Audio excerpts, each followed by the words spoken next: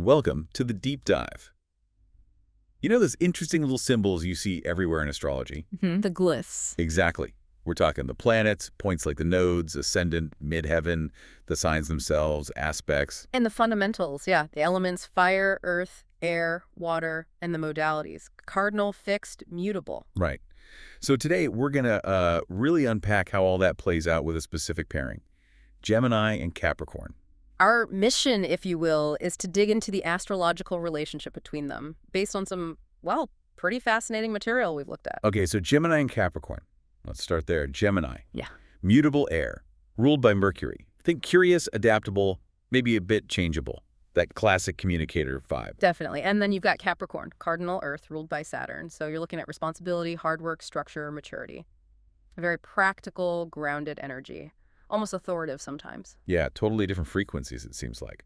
So picturing them together, what's the gut reaction? Does it scream perfect match or potential challenges? Well, the sources we looked at suggest that, yeah, on the surface, it might not seem like the most obvious pairing. You know, different energies, maybe different hobbies, different ways of moving through the world. Like you wouldn't necessarily put them together immediately. Exactly. But here's the interesting part. The sources also really emphasize that if they can learn to respect and genuinely appreciate what the other brings, Those differences. those very differences can actually balance each other out. They can form a surprisingly strong team, you know? Okay, so let's go back to basics. Gemini, mutable air. Mercury needs that mental buzz, variety, talking things through. Adaptable, maybe sometimes seen as indecisive. Possibly. And Capricorn. Cardinal Earth. Saturn initiating, grounded, mature, focused on building things in the real world. Responsibility is huge. So how do those two find common ground? Mm. Seems like a stretch. Well, one interesting point from the material is that while Gemini is airy and all about communication, there's an underlying logic there thanks to Mercury. Right, the planet of intellect. Exactly. And Capricorn, being an earth sign focused on structure, deeply values logic and reason too. Ah, okay. So it's not just like dreamer versus doer.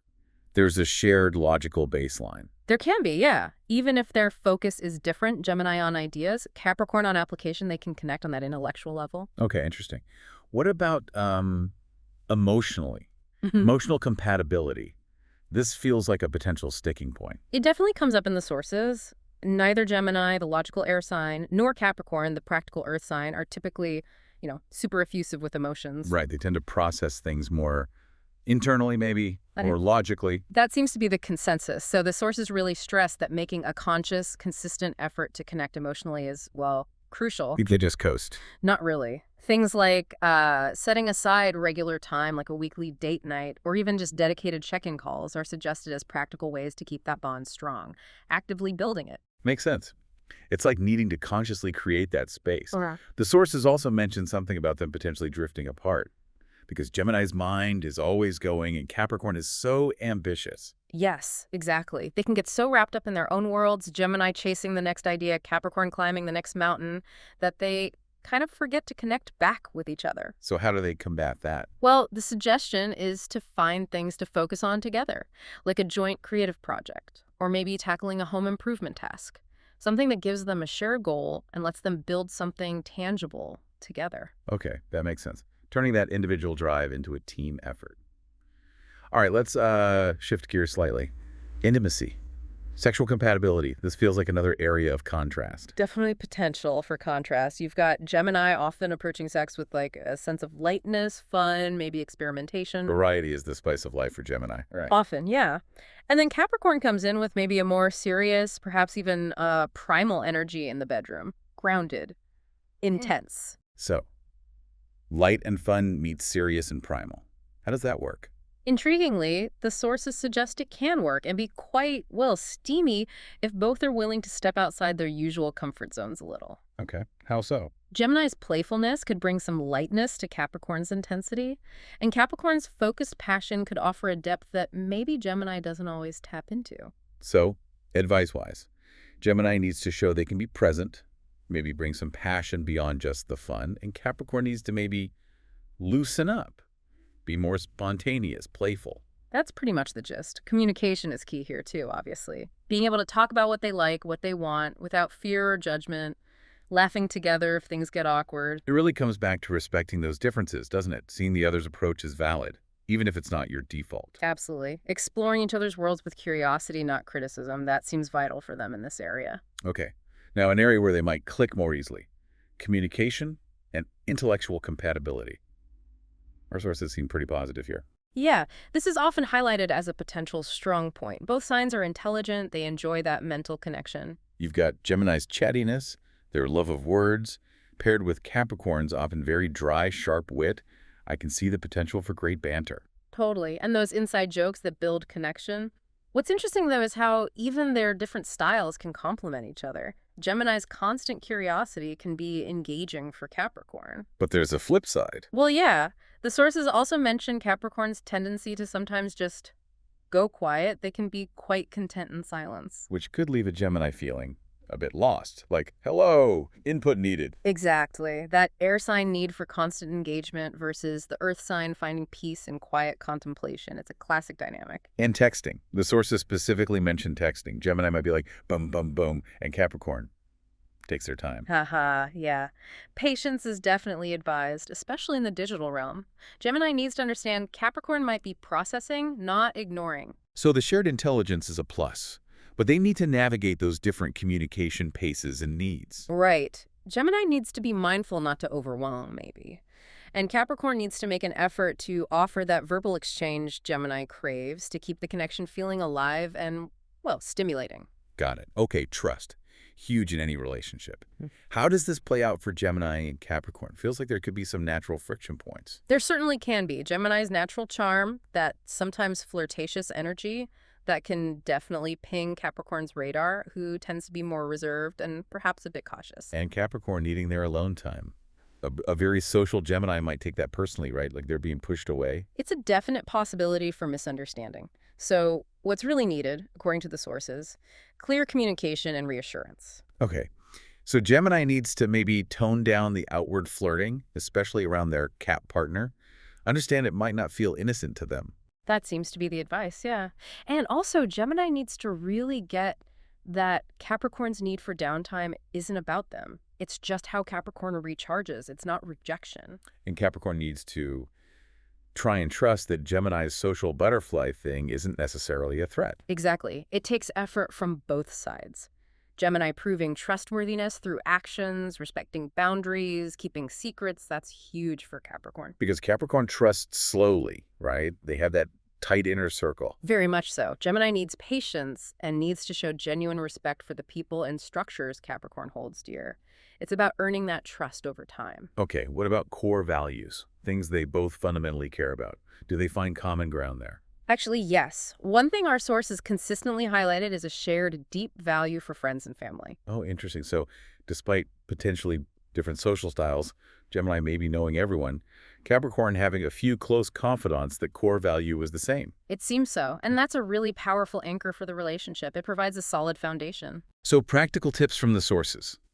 Things like actively spending time with each other's inner circles, integrating. Yep, making that effort, maybe alternating family holidays so both sides feel valued and seen. Just practical steps to weave their lives together through those shared connections. That makes a lot of sense. When other things might feel different, having that shared value system is pretty stabilizing. It really is. It fosters that sense of us against the world, you know? Okay, let's cut to the chase.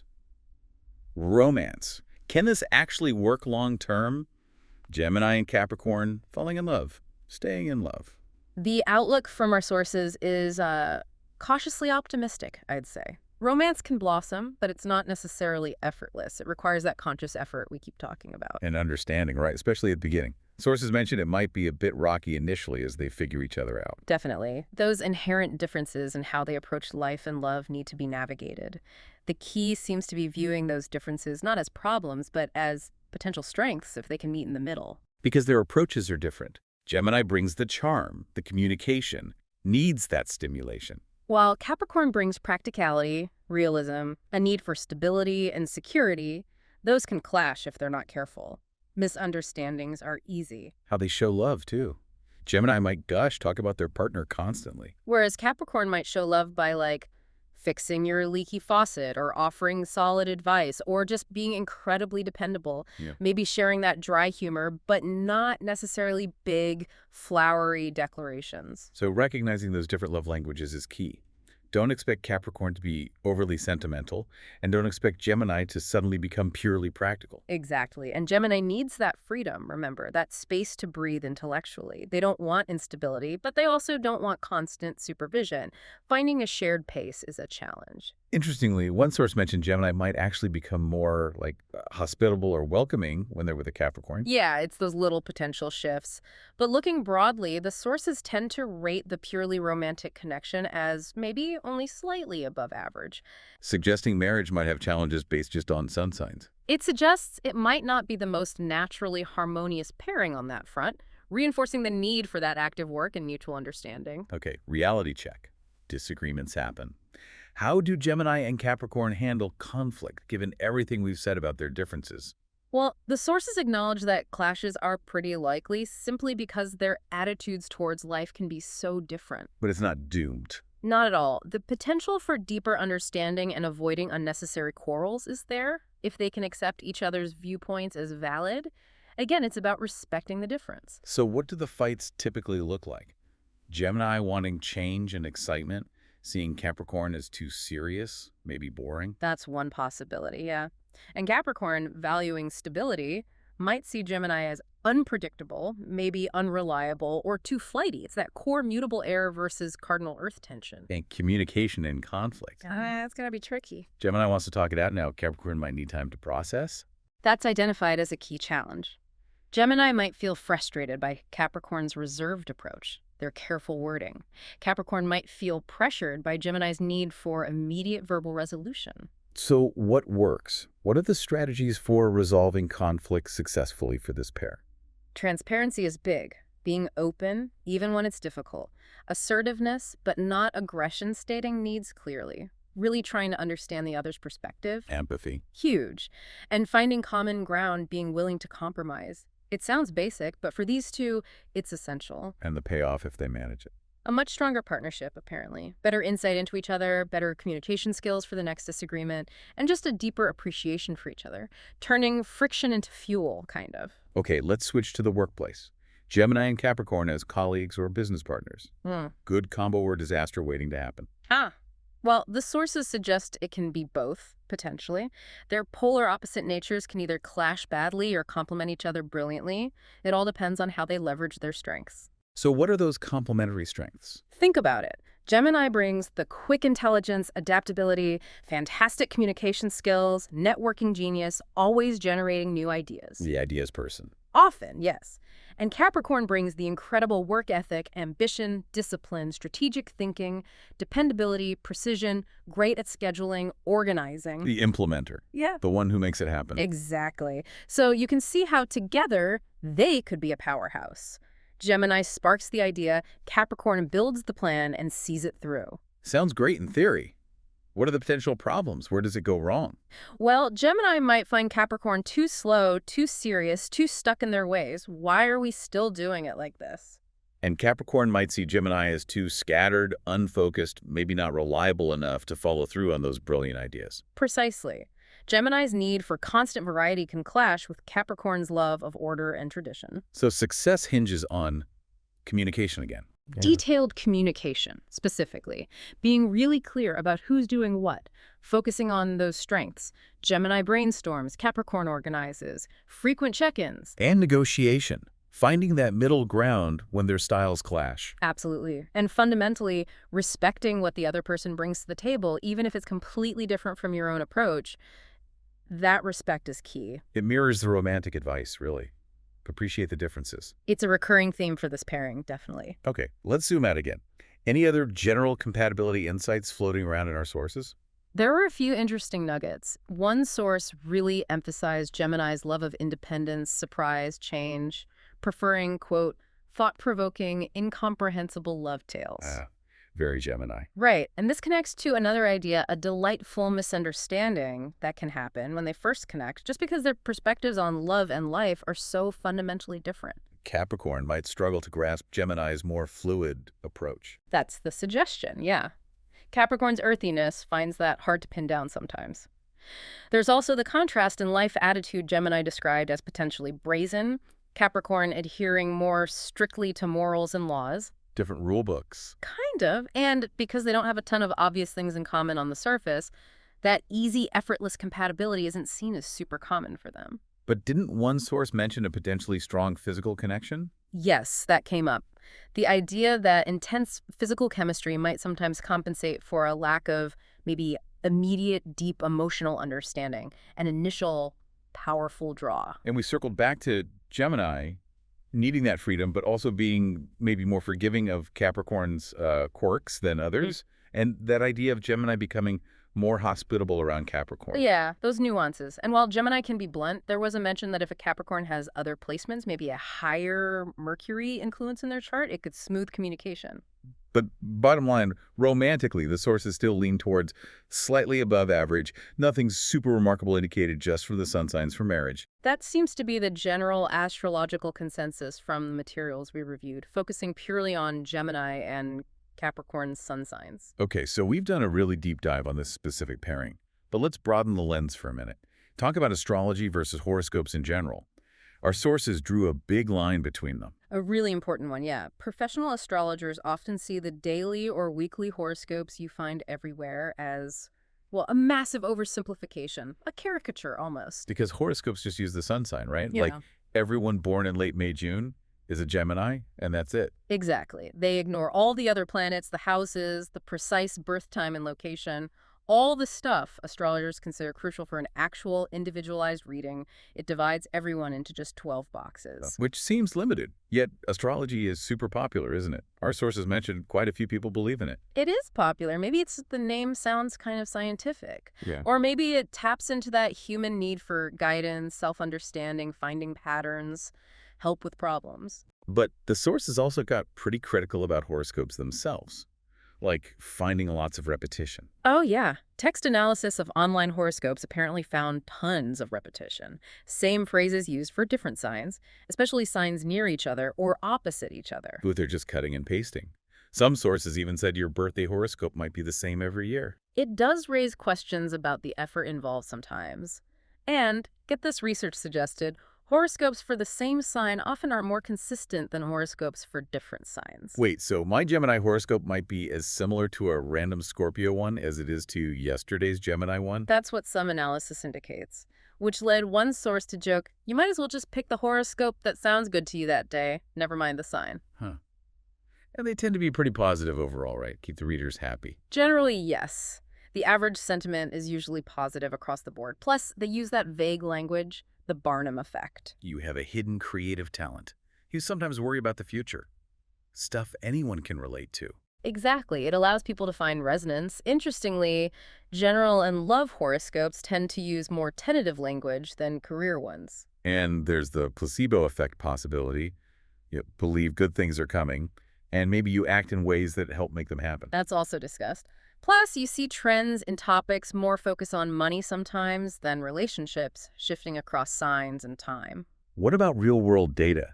Did the sources connect astrology to things like marriage or divorce? There were some interesting studies mentioned. One in Austria found same-sign marriages happen more often than chance predicts, especially for Capricorns, interestingly. But not Gemini Capricorn. No, Gemini-Capricorn pairings actually married less often than expected by chance in that study. Huh. And divorce. Do bad matches, according to astrology, actually divorce more? Studies looking at Mexican divorce data found no consistent proof of that. Whether using Western or Chinese zodiac compatibility, there wasn't clear evidence that astrologically incompatible couples divorced more often. So the real world doesn't always seem to follow the astrological script. It seems much more complex. There was also a correlation found in the U.S. between how religious a state is and how often people tweet about the zodiac, suggesting maybe it fills a similar need for some. Interesting. And a negative link with education levels. That was also noted. And it's always worth remembering Western astrology is based on, well, outdated astronomy. And there are many other astrological traditions out there. Plus, the AI thing. Sources mention ChatGPT creating plausible zodiac signs for things like potato, sushi, llama. Yeah.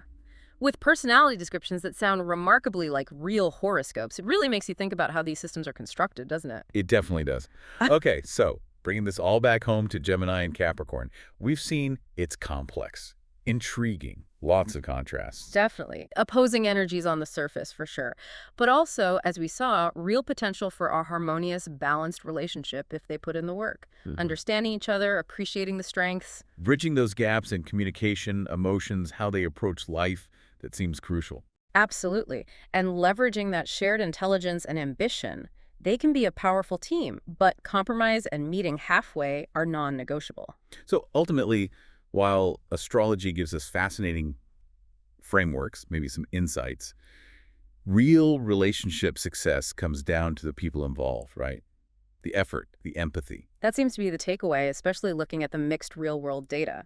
The stars might offer suggestions, but they don't dictate the outcome. It's been quite the journey through these sources, looking at Gemini and Capricorn from so many angles. It really has a reminder that astrology can be a fascinating tool for self-reflection, but human relationships are always going to be richer and more complex than just a sun-sign pairing. Absolutely. So that leaves you, our listener, with something to think about. Considering everything we've discussed, the potential, the challenges, the critiques of astrology itself, what parts of astrological compatibility, maybe specifically for Gemini and Capricorn or just in general, resonate most with you? And how do you use these ideas or maybe push back against them in understanding your own relationships? It's definitely food for thought. We encourage you to keep exploring. Until our next deep dive, thanks for joining us.